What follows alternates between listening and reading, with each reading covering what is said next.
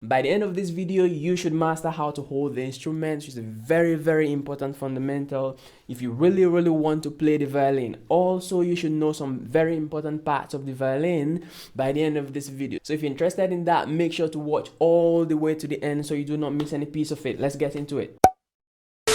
Welcome back to Toks Violin Academy. I'm Samuel and I'm very excited to have you here. I give beginner and intermediate violinists the secrets, the tools, lessons and tutorials they need to take the violin playing to that next level. So if you would be interested in that type of content, make sure to hit that subscribe button there, turn on the notification, because you could literally have this channel guide you from day one on the instrument where you're going to master it. So let's get into it. So you've bought the violin, or let's say you have a violin now, right? And you want to start playing like this. But you have to go through the basics first before you get to that level. One of the most important things you need to know is how to hold the instrument. But before we get into that, let's just go over some basic parts of the instrument. So as we start using them to describe how you hold the instrument, you understand even better.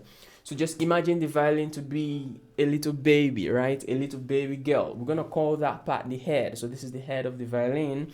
We want you to know that this is the neck of the violin. This is the body of the violin. Those are the three basic things you need to know first: head, neck, and the body. And then we have the strings.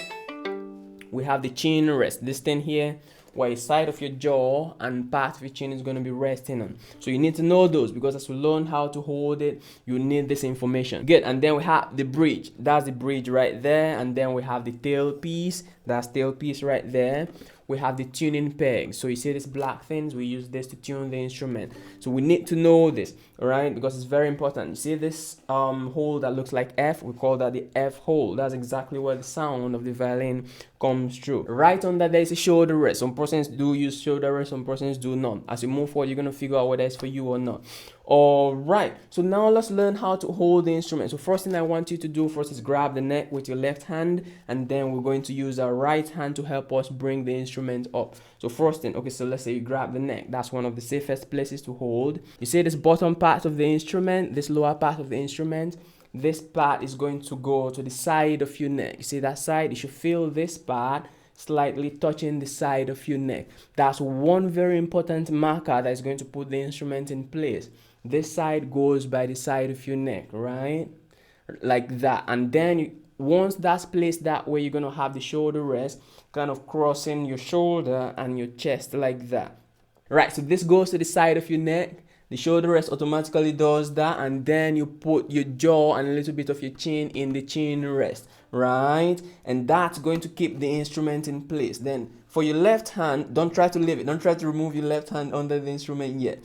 For your left hand, we want the instrument, the neck of the instrument, to rest in that space between your thumb and index finger, leaving a little space right there. So let's say this is the neck of the instrument, should rest like that. So like that, and then the instrument rests like that. Then the next thing is bring your elbow under the instrument and make sure the hand, the forearm are in that same straight line. We don't want this. I know you'd want to do this to help you keep the instrument up, but it's very detrimental moving forward. Leave that out of it. We don't want this either, right? So just rest it like that.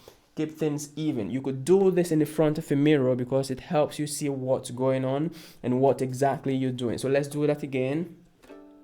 Grab the neck, use your right hand to help you bring it up, turn it around. Bottom part goes to the side of your neck like that. The shoulder rest comes across your shoulder and your chest like that. Good. Your chin and jaw and chin rest, and then our left hand at the neck, at the far end of the neck, with that little space right there. Everything elbow under the instrument, very important. We don't want this, so bring that elbow in like that and keep everything in line. One other very important thing you need to know that's going to help you know whether an instrument is in place. Let's say you're at the middle of a very big clock. So right ahead of you is going to be 12 o'clock.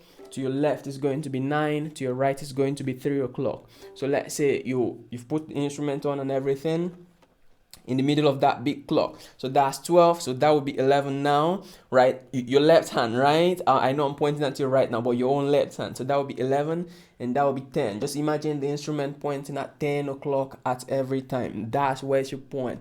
Not at 9 o'clock, not at 11 o'clock, not at 12 o'clock. So 10 o'clock, like that. Very, very important. So those are the basic things you need to know when it comes to putting the instrument on and keeping it in place. Starting off, you're going to feel a little bit of pain after a few minutes of holding it right there, but that's okay. Just make sure everything is upright, loose, and relaxed. Very, very important. So that's it for holding the violin. We're going to go straight to holding the bow. Let's do that. If you've not subscribed yet, this is the best time for you to do that, because videos like this coming for you every week. You can actually have this channel guide you from day one of playing to where you're going to master this instrument. Let's get back into it. Right, so now let's learn how to hold the bow. So this is called the bow. Let's learn something about the bow. That brown part is the stick. That's the hair, actually made from horse hair. That's the point or tip, and that's the frog right there. That's the screw. We use this to loosen or tighten the bow. If your bow is a brand new bow, it's probably not making any sound at all, so it needs rosin. There's something that comes in your case at that little box, so that's called rosin. Sometimes the surface is very, very smooth, so you would want to use a key to scratch the surface, and then you could put rosin on. Check out how to put rosin on the violin. So once you have rosin on the bow and then you're good to go, then that's good. We could learn how to hold it. So just imagine this marker is your bow, right? Just hold this marker in your hand like that, with your thumb kind of pressing it like that. I don't know whether you can see this on the camera, right? And then just turn it around.